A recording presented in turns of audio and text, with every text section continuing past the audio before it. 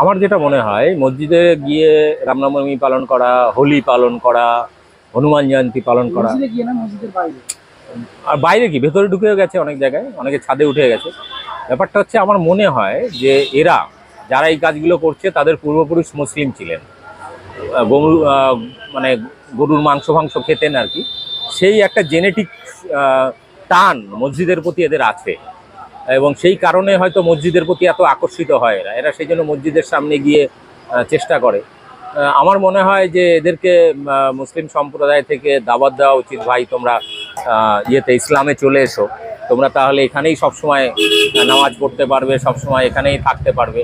ফলে এইভাবে ওদেরকে নিয়ে বিদ্বেষ না করে মুসলিম সমাজের উচিত ওদেরকে সরাসরি ওদের জন্য মসজিদ খুলে দেওয়া এবং ওদেরকে টুপি দেওয়া, উজু করার পদ্ধতি, নামাজ পড়ার পদ্ধতি এগুলো শেখানো। মুসলিমদের দেখেছেন মন্দিরের সামনে গিয়ে আল্লাহু আকবার বলতে?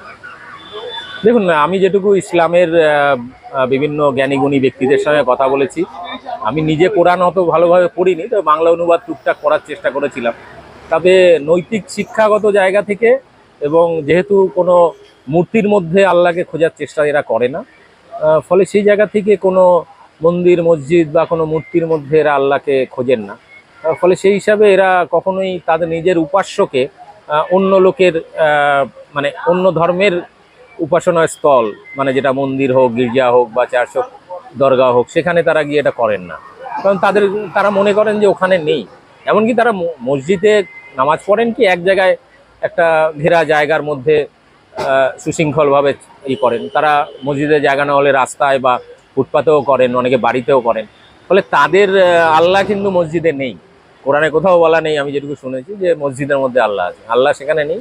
জাস্ট একটা সমবেত হওয়ার একটা ঘেরা জায়গার মধ্যে তারা সুশৃঙ্খলভাবে এটা করেন। ফলে তারা ওই জন্য কোনো ধর্মস্থলে যায় না।